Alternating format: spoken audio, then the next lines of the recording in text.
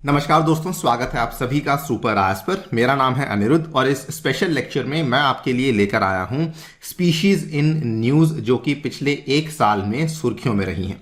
ये lecture basically उन अभ्यर्थियों के लिए इम्पॉर्टेंट है, विशेष है, जो कि आने वाले यूपीएससी की प्रीलिम्स एग्जाम में अपीयर होने वाले हैं 2023 वाले एग्जाम में।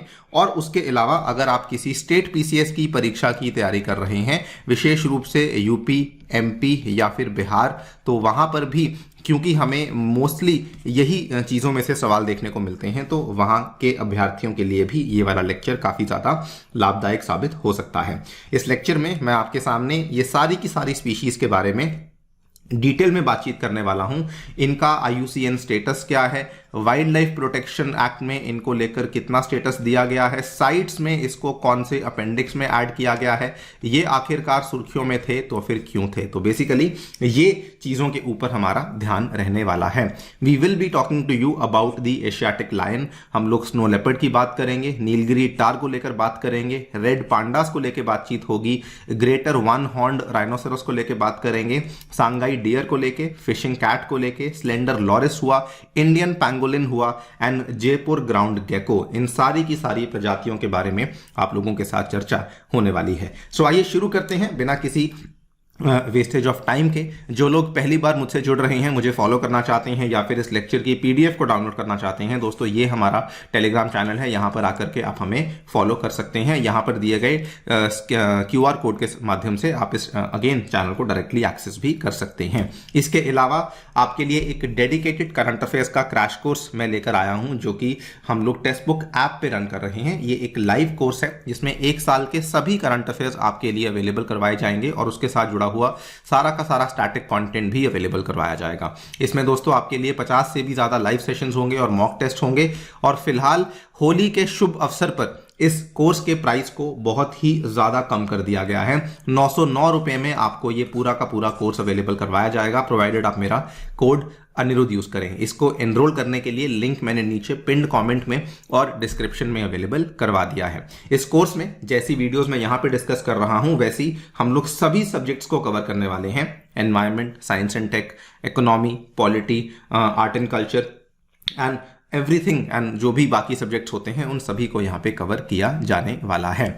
ऑल्सो आपके लिए साइंस एंड टेक की एक स्पेशल एमसीक्यूज क्लास में रन कर रहा हूँ। ये टोटली फ्री ऑफ कॉस्ट है। इसको हम लोग रन कर रहे हैं अगेन टेक्स्ट बुक ऐप पे। इसमें भी अगर आपने एनरोल नहीं किया है तो एनरोल कर लीजिए, आपको रिमाइंडर्स भेजते रहेंगे। और ये वाला जो सेशन है ये मंडे, वेडनेसडे, फ्राइडे और संडे के दिन हमें देखने को मिलने वाले हैं। इसमें फिलहाल बायोटेक चल रहा है और इसमें सारे के सारे साइंस एंड टेक के topics, biotech, space tech, defence tech, health और इंफॉर्मेशन टेक, सभी को कवर किया जाएगा। पूरा मार्च का महीना हम लोग इस एमसीक्यू मैराथन को रन करने वाले हैं। ऑल राइट, तो स्टार्ट करते हैं एशियाटिक लायन के बारे में। यहां पर आप देख पाएंगे ये वाली जो चीज है सुर्खियों में थी। 22 दिसंबर 2022 को एक डॉक्यूमेंट रिलीज किया गया था, पार्लियामेंट में डॉक्यूमेंट को रिलीज किया गया था। डॉक्यूमेंट का नाम था लायन एट 47 विजन फॉर अमृतकाल। ये वाले डॉक्यूमेंट को प्रिपेयर किया गया था और मेन मकसद इस डॉक्यूमेंट को रिलीज करने का था to secure and restore the lion habitats, यानी कि जो इनका निवास है हमें उसको सुरक्षित करना है और हमें उसको रिस्टोर भी करना है। आपको मालूम होगा लायन जो है वो बहुत ही कम जगह पे देखने को मिलता है। स्पेशली अगर एशियाटिक लायन की बात करें तो मोस्टली वो इंडिया में ही देखने को मिलता है। और ये वाला जो डॉक्यूमेंट था उन्हीं के प्रिजर्वेशन और कंजर्वेशन के लिए लॉन्च किया गया था। तो प्रोजेक्ट लायन की बात करें, this envisages landscape ecology based conservation of the Asiatic lion in Gujarat. तो यहां पर होता क्या है कि इन्होंने ये बोला है कि हमें एक ऐसी अप्रोच को लेकर आना होगा जिसमें कि हम लोग कंजर्वेशन को और साथ में इको डेवलपमेंट को एकीकृत कर रहे हैं, इंटीग्रेट कर रहे हैं। मतलब कि जो वहां की प्रजातियां हैं उनका संरक्षण भी कर सके और जो वहां की रहने वाली कम्युनिटीज हैं उनके साथ मिलकर के इसके संरक्षण को लाया जा सके।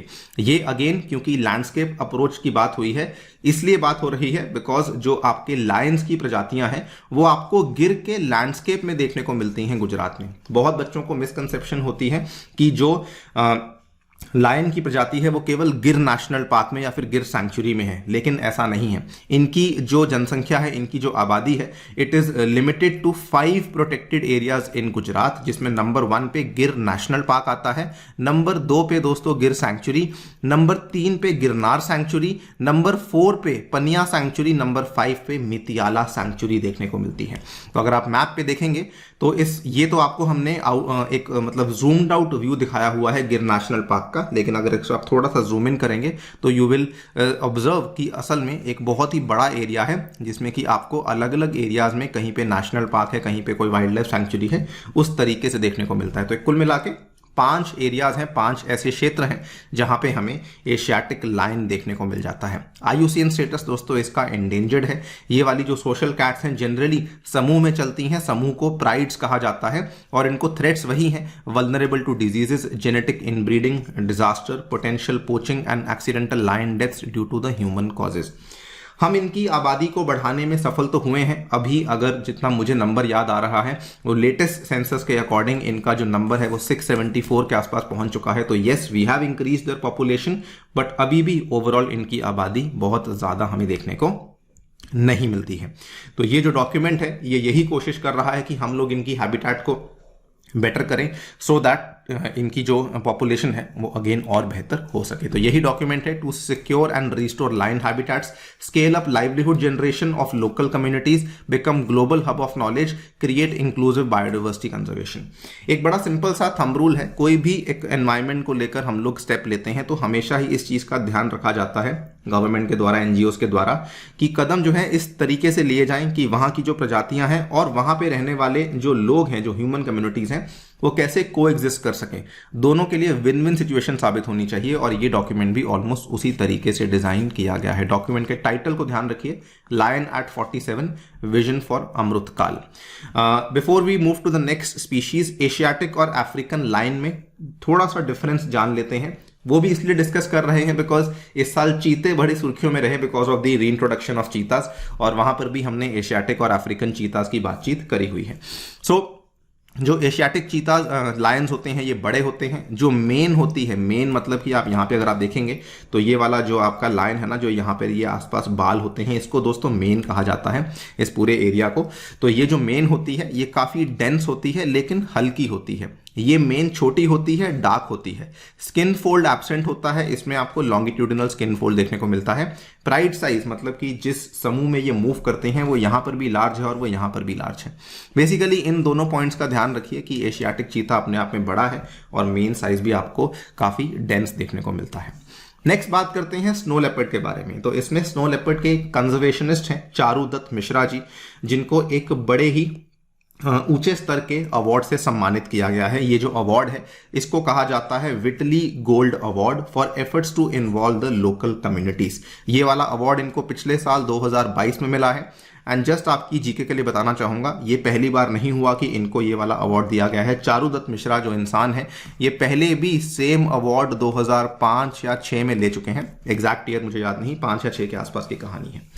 तो ये जो विटली अवार्ड है ये बेसिकली एक एनजीओ है जो कि इस अवार्ड को देती है। विटली गोल्ड अवार्ड दिया जाता है by the NGO called as Whitley, और ये जो एनजीओ है यूके बेस्ड एनजीओ है।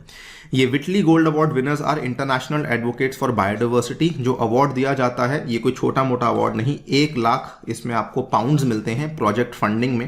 And recipients join the Whitley awards judging panel as well as mentoring the new winners. तो ये वाला अवार्ड मिला है मिस्टर चारुदत्त मिश्रा को। स्नो लेपर्ड की बात करें तो स्नो लेपर्ड जो है it is native to the mountain ranges of central and south Asia. India में अगर आप देखें तो 3000 से लेकर 4500 मीटर्स की ऊंचाई के बीच में ये हमें जम्मू कश्मीर, लद्दाख, हिमाचल, उत्तराखंड, सिक्किम और अरुणाचल, यानी कि मोस्टली जितने भी हमारे हिमालयन स्टेट्स हैं हमें वहां पर इसका निवास देखने को मिल जाता है। उत्तराखंड में they are found in the Nanda Devi biosphere reserve, Gangotri national park and the Askot wild life sanctuary. ये मैंने स्पेशल मेंशन इसलिए किया है because UPSC by the way इस चीज को लेकर सवाल पहले पूछ चुका है, दैट इज वाई मैंने स्पेशली इस चीज को मेंशन किया है। इसके IUCN स्टेटस की बात करें तो ये दोस्तों वल्नरेबल है। अपेंडिक्स 1 में ऐड किया गया है साइट्स में। साइट्स जिनको नहीं मालूम ब्रीफली बता दूं, एक ऐसा कन्वेंशन है जो कि रेगुलेट करता है इंटरनेशनल ट्रेड को, मतलब कि जो प्रजातियां होती हैं फ्लोरा एंड फौना उनमें होने वाला जो अंतर्राष्ट्रीय व्यापार है उसको रेगुलेट करता है और जरूरत पड़ने पे प्रोहिबिट भी करता है।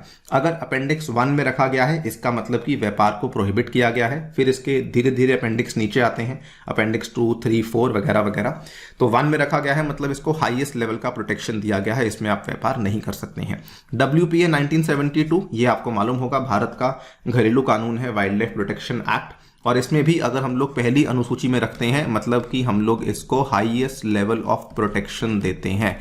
बड़े आसान शब्दों में कहूं, अगर इन केस कोई इंसान पाया जाता है जो कि इस प्रजाति जो कि इस स्पीशीज को हंट करता है तो उसको सीधा जेल होती है और काफी बड़ा फाइन भी उसके ऊपर लगाया जाता है। इसकी स्किन की वजह से, स्किन कलर की वजह से इसको घोस्ट ऑफ द माउंटेन्स भी कहा जाता है। मिट्टी रंगा इसका कलर है और जब ये माउंटेन्स के बीच में इसको स्पॉट करना काफी कठिन हो जाता है। Patterned with black spots called rosettes, it are unique, they are unique to every snow leopard. तो ये जो आप यहाँ पे काले स्पॉट्स देख रहे हैं इनको दोस्तों रोजेट्स कहा जाता है। ये विशेषता है स्नो लेपर्ड की। अगर हम लोग बात करें तो स्नो लेपर्ड की संरक्षण के लिए अलग अलग तरह के उपाय हैं जो कि हमने लिए हैं, जिसमें आई एम श्योर आपने प्रोजेक्ट स्नो लेपर्ड का नाम सुना होगा, बहुत पुराना है, सेंट्रली सपोर्टेड प्रोग्राम है फॉर द कंजर्वेशन। इसके अलावा दोस्तों सिक्योर हिमालय प्रोजेक्ट है जो कि अगेन यूपीएससी के किसी दूसरे एग्जाम में सवाल पूछा जा चुका है, शायद सीडीएस में पूछा गया है, by government of India and UNDP with support of the global environment facility. और इसके अलावा 2 और नई चीजें हमें देखने को मिली हैं, वो ये है इंडिया ने रिसेंटली रैटिफाई किया है global snow leopard and ecosystem protection programme को, और snow leopard population assessment in India के प्रोग्राम को भी हम लोग यहाँ पे स्पॉन्सर कर रहे हैं। इसके अलावा इसको हिमाचल और लद्दाख का स्टेट एनिमल भी घोषित करवा दिया गया है।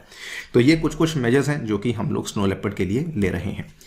नेक्स्ट नीलगिरी टार को लेके बात करते हैं। इसको मैं यहाँ पे बल्कि डबल स्टार मार्क करना चाहूंगा, हाई प्रोबेबिलिटी है इस सवाल के पूछे जाने की।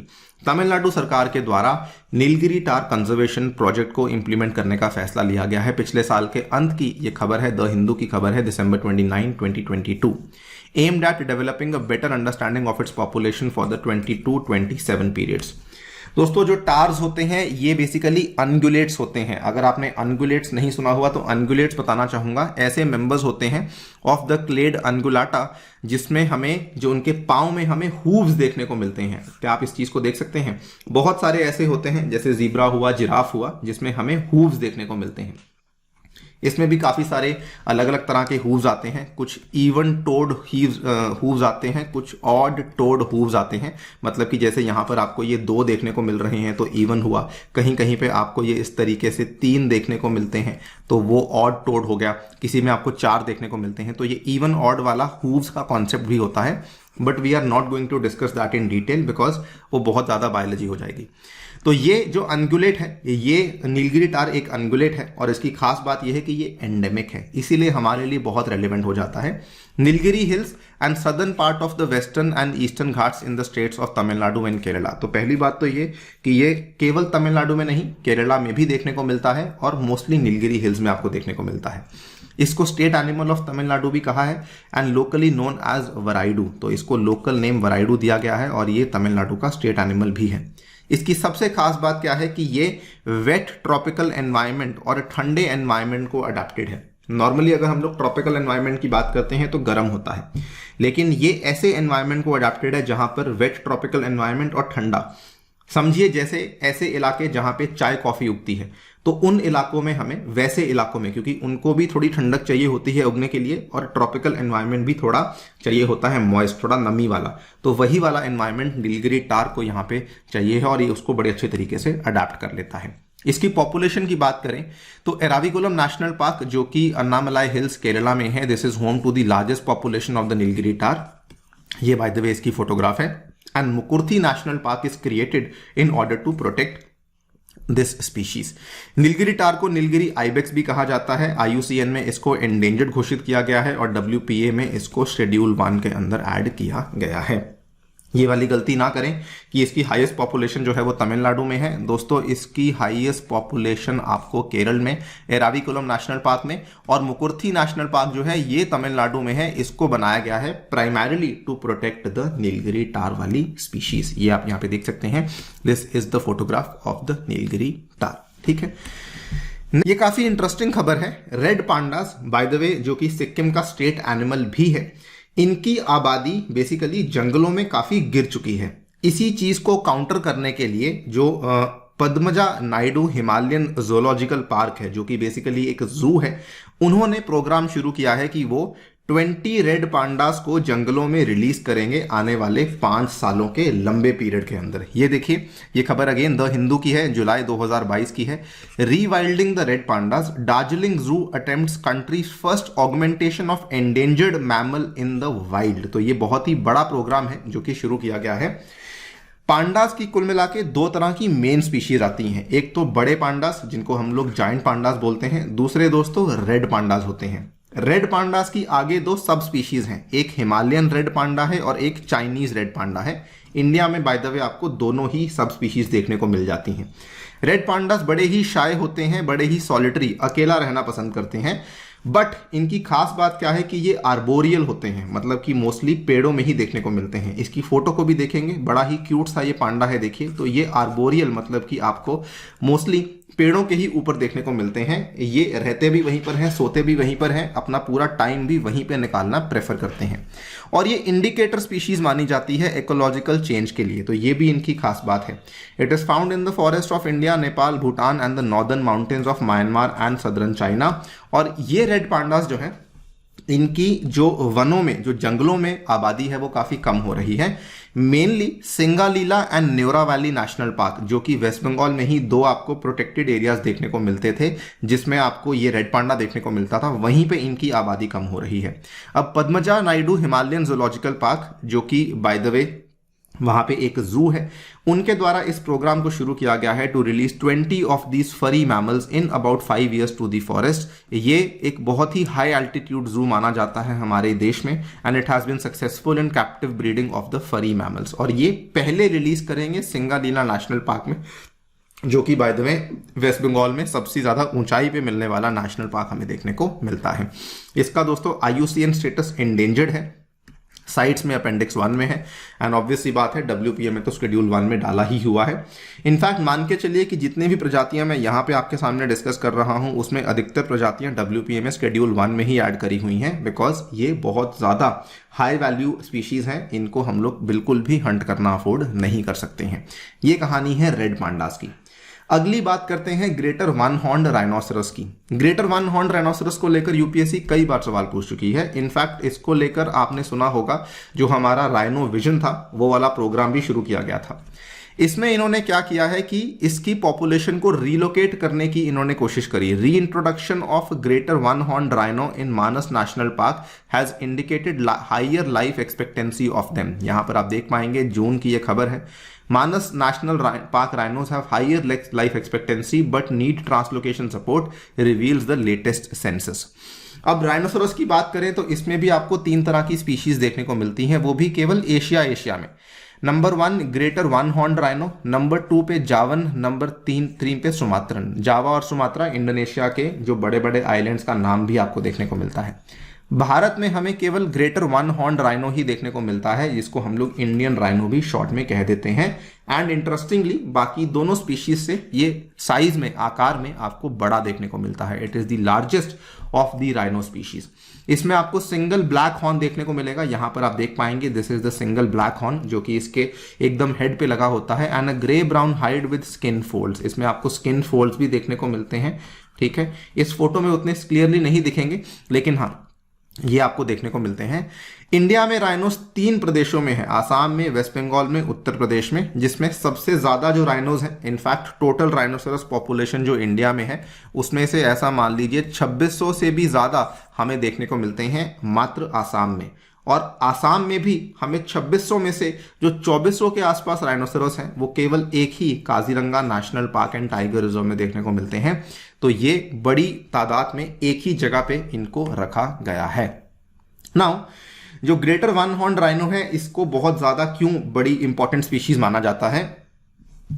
क्योंकि इसका जो हॉर्न है it is made up of keratin and they are hunted for their horn. क्योंकि ऐसा माना जाता है कि उसके हॉर्न में हमें बेसिकली एक बहुत ही इंपॉर्टेंट एलिमेंट देखने को मिलता है जो कि मेडिसिनल प्रॉपर्टीज रखता है, और इसी के लिए इसकी हंटिंग और पोचिंग भी होती है। लेकिन हंटर्स और पोचर्स को भी एक चीज यहाँ पर आसाम गवर्नमेंट के द्वारा क्लियर करवाई गई थी कि देखिए हंटिंग पोचिंग करने का कोई फायदा नहीं है, क्योंकि वो हॉर्न जब तक राइनोसेरस के सर पे लगा हुआ है वो तब तक ही फायदेमंद है। अगर आप उसको मार देते हैं, अगर आप राइनोसेरस को मार देते हैं और उसके बाद उसका हॉर्न अलग कर लेते हैं, उसके बाद आपको कोई फायदा नहीं होने वाला है। इसके चलते बल्कि आसाम गवर्नमेंट के द्वारा पिछले साल की ही बात है, इन्होंने बहुत सारे हॉर्न्स को इकट्ठा किया और उनको आग लगा दी थी। बहुत सारे हॉर्न्स जो कि कन्फिस्केट किए गए थे उनको आग लगाई थी, ये मैसेज देने के लिए कि जब तक ये हॉर्न्स राइनो के सर पे लगे हुए हैं तब तक ही फायदेमंद है, अदरवाइज कोई फायदा इनका नहीं है, तो इनकी हंटिंग को बंद कीजिए।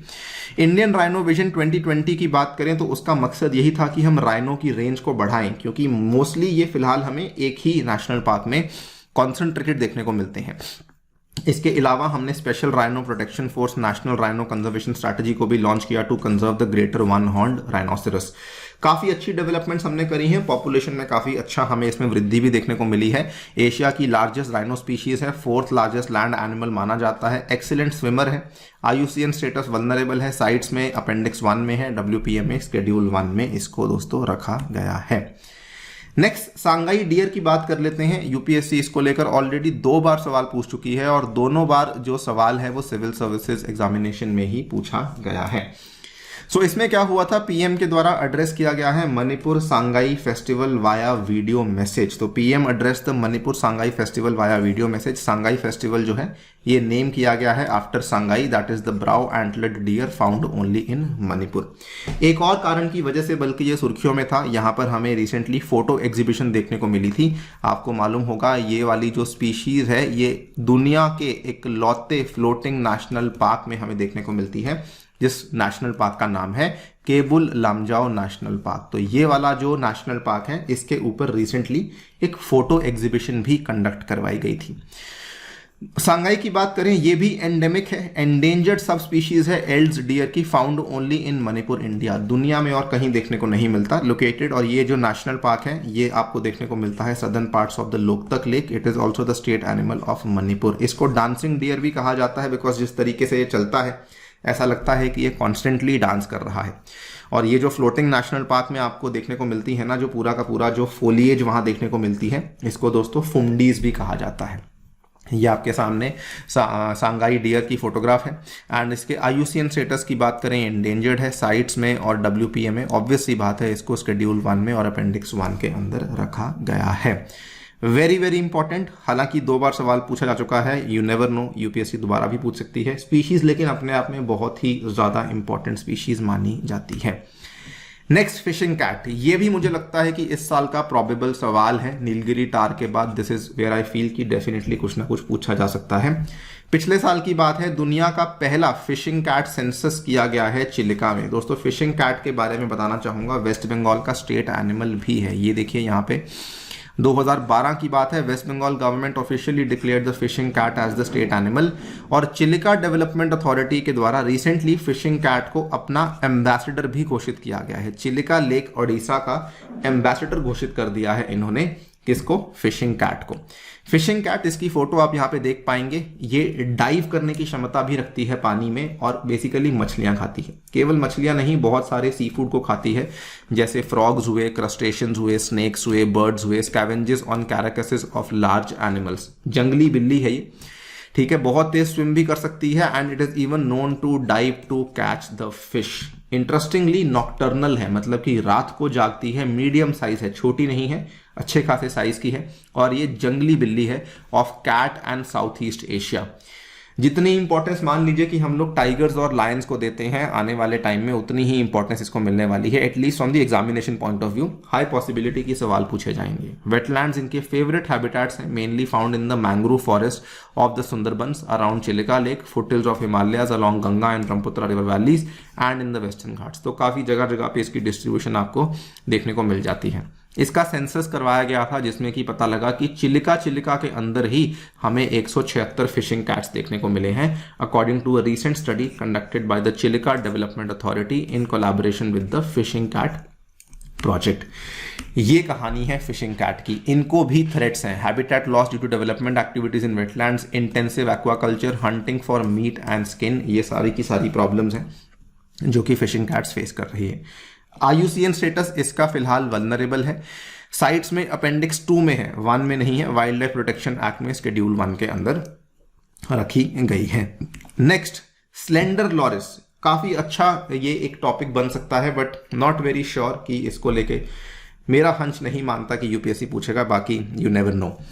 इसकी पहली सैंक्चुरी भारत में इनॉग्रेट करी गई है, नेम्ड कडवूर स्लेंडर लॉरिस सैंक्चुरी इन तमिलनाडु। इसको डिक्लेयर किया गया है वाइल्ड लाइफ प्रोटेक्शन एक्ट। आपको मालूम होगा जो सैंक्चुरीज होती हैं उसको दोस्तों वाइल्ड लाइफ प्रोटेक्शन एक्ट के तहत डिक्लेयर किया जाता है, तो इसको वहीं पे आपका डिक्लेयर किया गया है। आप यहाँ पे खबर देख पाएंगे। तो खबर ये कहती है October 12, 2022 Tamil Nadu notifies India first slender loris sanctuary.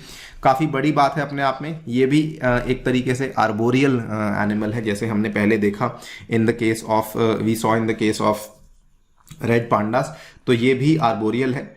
इसमें भी आपको दो तरह के स्लेंडर लॉरिसेस देखने को मिलते हैं। इसमें एक रेड स्लेंडर लॉरिस है जो कि श्रीलंका में मिलता है, और जो ग्रे स्लेंडर लॉरिस है ये दोनों ही श्रीलंका और भारत में देखने को मिलता है। ये वाला जो आप देख रहे हैं ये दोस्तों ग्रे स्लेंडर लॉरिस है जो कि आपको इंडिया में देखने को मिलता है। Tropical rain forest, scrub forest, semi deciduous और स्वॉम्प्स ये इनकी मेन हैबिटेट है। मोस्टली पेड़ों में रहते हैं और पेड़ों के ऊपर ही कूदते रहते हैं, travelling along the tops of branches with slow and very precise movements. This is the slender loris. और तमिलनाडु के करूर डिस्ट्रिक्ट में इसका जो कडवूर रिजर्व फॉरेस्ट है वहां पर जाकर के इन्होंने Kadavur slender loris sanctuary basically establish कर दी है। कहा जाता है कि इनके अंदर मेडिसिनल प्रॉपर्टीज हैं, इसीलिए इनको कैप्चर करके इनकी बेच खरीद भी होती है। क्योंकि इनकी बहुत डिमांड है इसीलिए इनको अवैध रूप से इनका व्यापार स्मगलिंग भी करी जाती है। IUCN में एंडेंजर्ड है, साइट्स में अपेंडिक्स 2 में है, वाइल्ड लाइफ प्रोटेक्शन एक्ट में। एज अ टोल्ड यू, मेरी ही वीडियो में ऑलमोस्ट सारे जो एनिमल्स हैं वो हम लोग शेड्यूल 1 में ही हमें देखने को मिलने वाले हैं। इंडियन पैंगोलिन की बात करें, यूपीएससी इसको लेकर भी सवाल पूछ चुकी है, लेकिन इसमें काफी बड़ी बात है।